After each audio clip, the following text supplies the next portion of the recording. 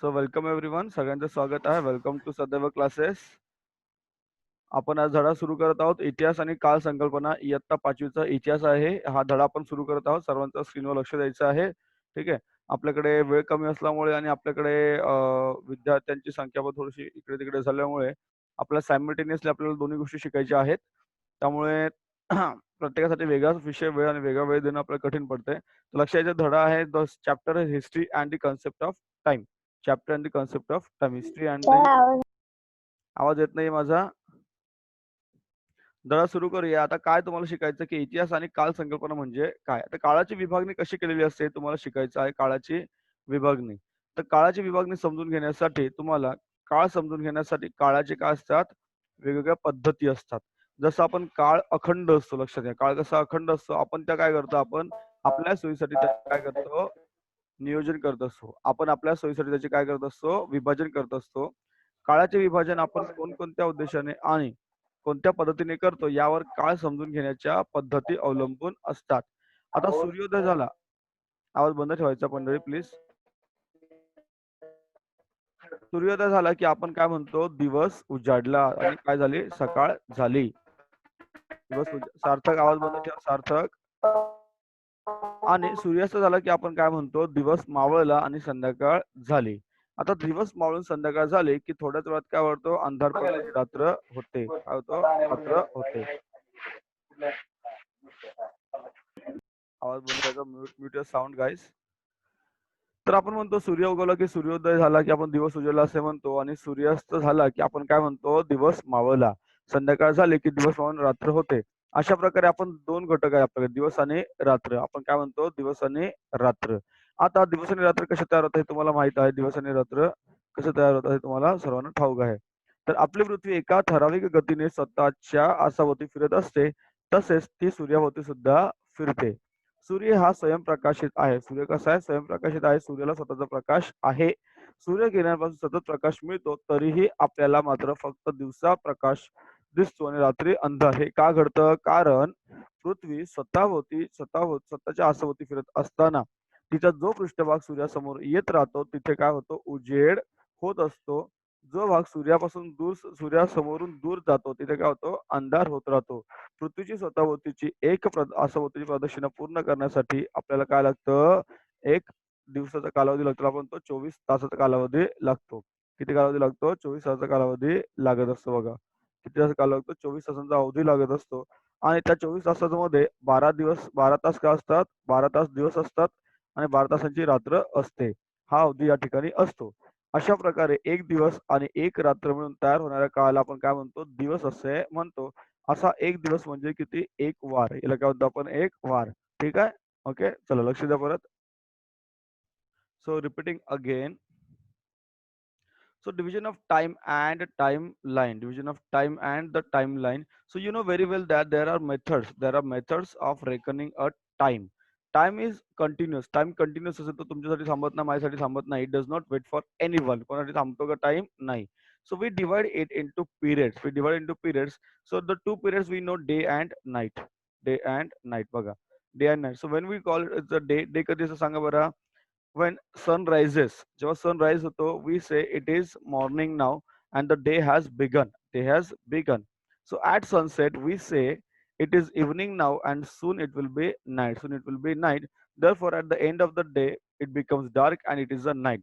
म्हणजे मग काय म्हणतो, मग तुम्हाला सांगितलं की दिस is the earth, this is the earth and suppose this is the sun. हा सन आहे, राईट. बघा सन आहे, this is the sun and this is the, बघा अशा प्रकारे सूर्य आणि काय, पृथ्वी. बघा ना, the part of the light, the बघा पार्ट. आता सूर्याचा प्रकाश कुठपर्यंत पडतो, समजा इथपर्यंत पडतो, राईट. आपण असं म्हणूया की सूर्यप्रकाश इथून इथपर्यंत पडतो. इथे सूर्य पूर्ण प्रकाश आहे, सनलाइट आहे. So it has a day. याला काय म्हणूया आपण, day. And in this part, या पार्ट मध्ये सूर्याचा प्रकाश पडतो का आपल्याला, नाही. So this part has a night. या पार्ट मध्ये काय असतं, नाईट असतं, राईट. गेटिंग. चलो. सो ना, our earth rotates around its axis. Our earth rotates around its axis at certain speed. At certain speed. Our earth rotates around its axis at certain speed. At certain speed. It also revolves around the sun. It also revolves around the sun Similarly, sun has its own light. You know, sun has its own light. We receive light from the sun. However, we see light only in daytime. Nights are dark. Night कशा असतात dark. How does it happen? तुम्हाला मी सांगितलं आताच, right? So Earth rotates around its axis, and part of the Earth's surface which turns towards the sun becomes bright. बरोबर? हं? इथे जेव्हा सूर्यप्रकाश इथे पडतो, okay, so this is your day, याला काय म्हणतो आपण day, and here it is a night. आणि इथे रोटेशन होतं, मग ही रोटेशन होत असतं इकडून इकडे असं. Okay, this is the rotation of the earth. Getting guys? So we call it as a day and night. We call it as a day and night. We call it as a day and night. लक्ष द्या पुढे. चलो.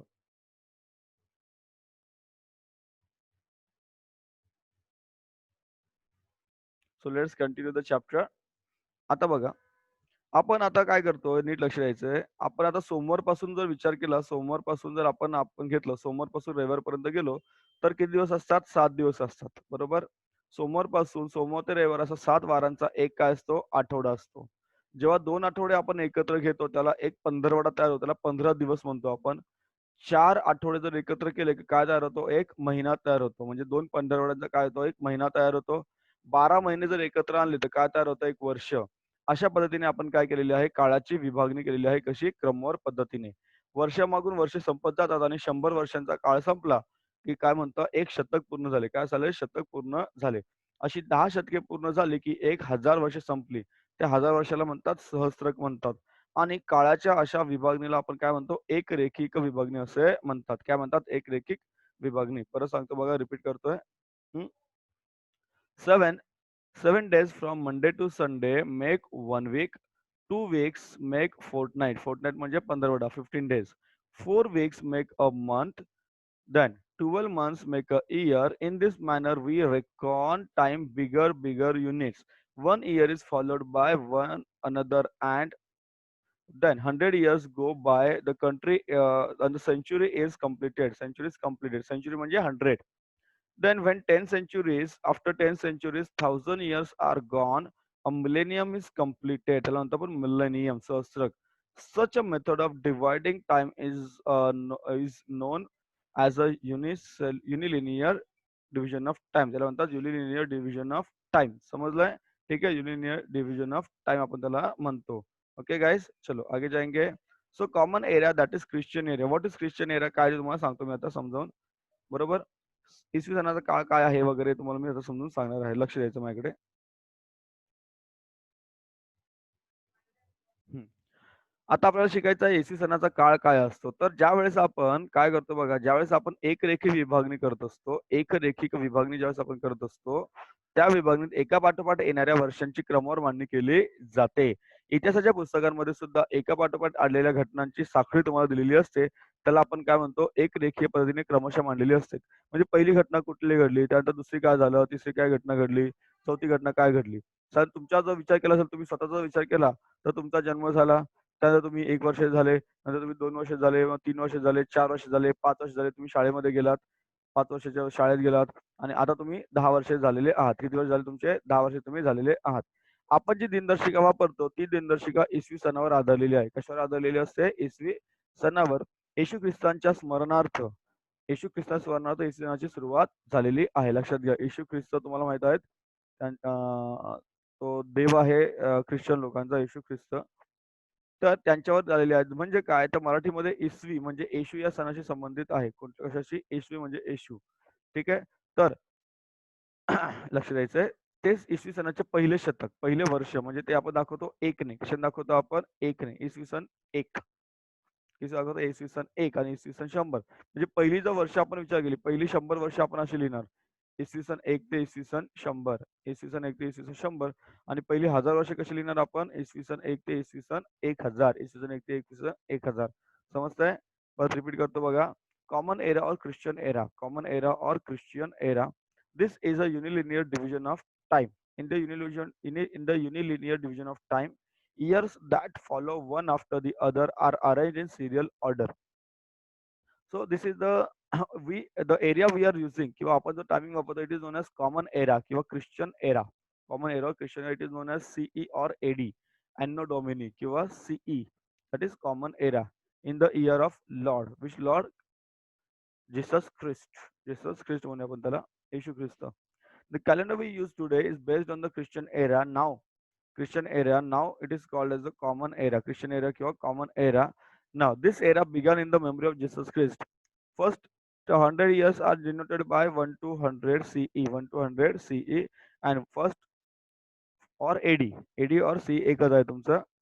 And the last किंवा 1000 years they are described as 1 to 1000. 1 to 1000 AD. Right? 1 to 1000 AD. Getting? और before the असेल तर BCE म्हणतात त्याला. Before CE. बीसीई म्हणजे काय? Before Christ era. Before the birth of येशू ख्रिस्त. बिफोर द बर्थ ऑफ येशू ख्रिस्त. राईट.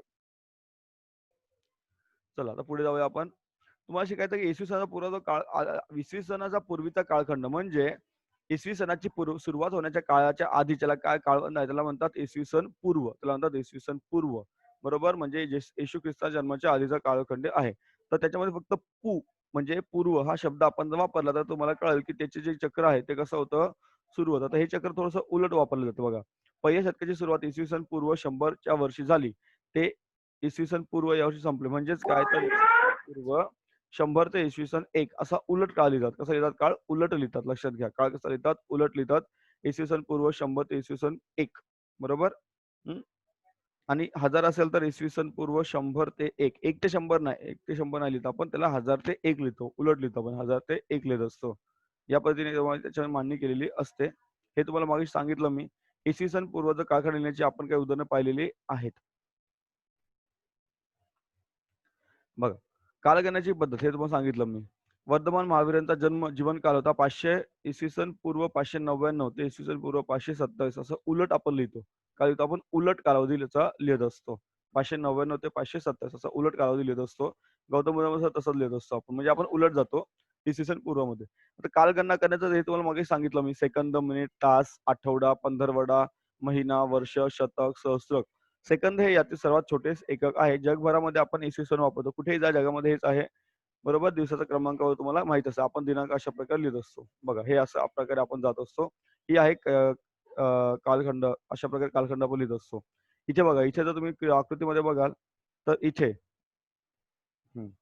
इथे काय झालेला आहे? येशू ख्रिस्तांचा जन्म झालेला आहे. इथून इसवी सन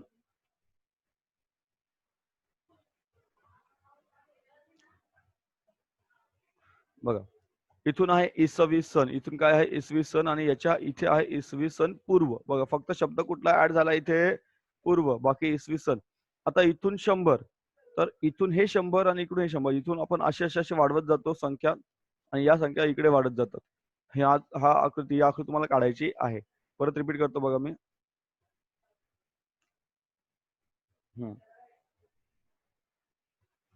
now you know very well that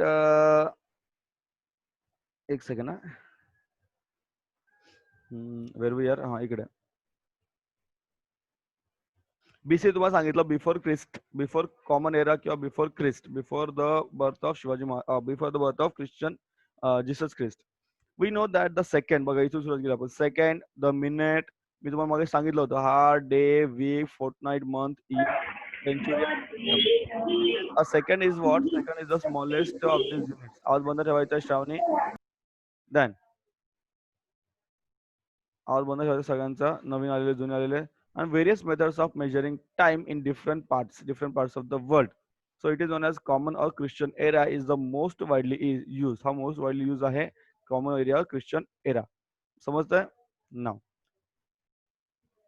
date तुम्हाला माहिती आहे. आपली जर डेट आपण लिहितो ना, आपण काय लिहितो? आधी दिनांक लिहितो. दिनांक कसं लिहितो आपण? डे, त्याच्यानंतर मंथ आणि बघा आता आपली दिनांक, आज दिनांक किती आहे? 12 August. Today is the 12th of August 2020. Right. 2020. So this is what? This is the day. हा डे झाला तुमचा दिवस. हे काय झालं तुमचं? Month. So which month? 8 means what? 8 month कोणता मंथ झाला? August. Right. And this is the year. याला काय म्हणतो आपण? इयर. याला काय म्हणतो आपण? इयर किंवा वर्ष म्हणतो. याला काय म्हणतात? इयर किंवा वर्ष. बरोबर. And if you see this here, here the this is the place, this line indicates the birth of Jesus Christ. Here it is AD or CA and here it is BC or BCE. समजलं difference कळाला? Getting? चलो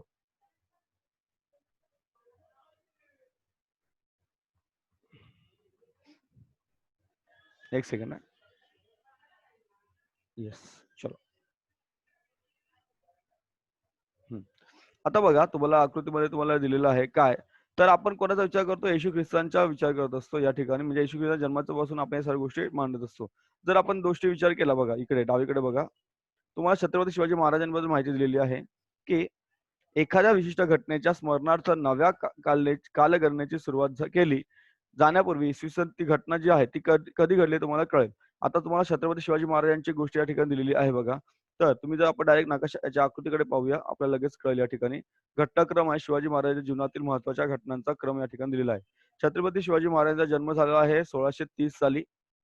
त्यानंतर स्वराज्याची शपथ शिवाजी महाराजांनी घेतली 1645 ला. 1645 ला. आग्र्यावरून शिवाजी महाराजांनी सुटका करून घेतली स्वतःची 1666 ला. त्यानंतर त्यांनी स्वतःचा राज्याभिषेक करून घेतला 1674 साली आणि त्यांचा मृत्यू झाला होता 1680 साली. तर या ज्या काही घटना आहेत त्या शिवाजी महाराजांच्या जीवनातील, छत्रपती शिवाजी महाराजांच्या जीवनातील महत्त्वाच्या घटना आहेत. इसवी सन 1630 ते 1680 पर्यंतचा कालावधी. 50 वर्षाचं आयुष्य शिवाजी महाराजांनी म्हणजे शिवाजी महाराजांचं आयुष्य 50 वर्षाचं होतं. तर या प्रकारे तुम्ही काय करू शकता, ही मागणी करू शकता. म्हणजे अशा प्रकारे तुम्ही मांडणी करू शकता आणि तुम्ही स्वतःचं सुद्धा अशा प्रकारे मांडणी करू शकता. तर आणखी काही शक आहेत, जसं शालिवाहन शक आणि विक्रम संवत या भारतात प्रचलित कालगणना आहेत. यामध्ये इस्लाम धर्माचे संस्थापक मोहम्मद पैगंबर यांनी मक्क्याहून जेव्हा मदिनेला स्थलांतर केले, त्यावेळेस एक काळ सुरू केला. त्याचं नाव होतं हिजरी कालगणना. या काळाला म्हणतात हिजरी आणि कालगणनेची सुरुवात झाली होती. पारशी समाजामध्ये शहेनशाही ही पद्धत आहे. कोणती पद्धत आहे? शहेनशाही पद्धत आहे. बरोबर? परत सांगतो बघा रिपीट करून. Where we are? Yes. So we have given a timeline. We have given a timeline, important events in the life of Chhatrapati Shivaji Maharaj. Right? The birth of Chhatrapati Shivaji Maharaj took place in 1630. He took the oath of Swaraj in the year 1645. He escaped from the Agra in the year 1666. तुम्ही last इयरला सगळं शिकलेलं आहात. His coronation was took place at the Fort Raigad at the in 1674, and his death took place at the year 1680. These are the important events, Lakshadya, important events in the life of Chhatrapati Shivaji Maharaj from 1630 AD to 1680 AD. His life was of 50 years. 50 वर्ष त्यांचं आयुष्य होतं. Getting guys? चलो.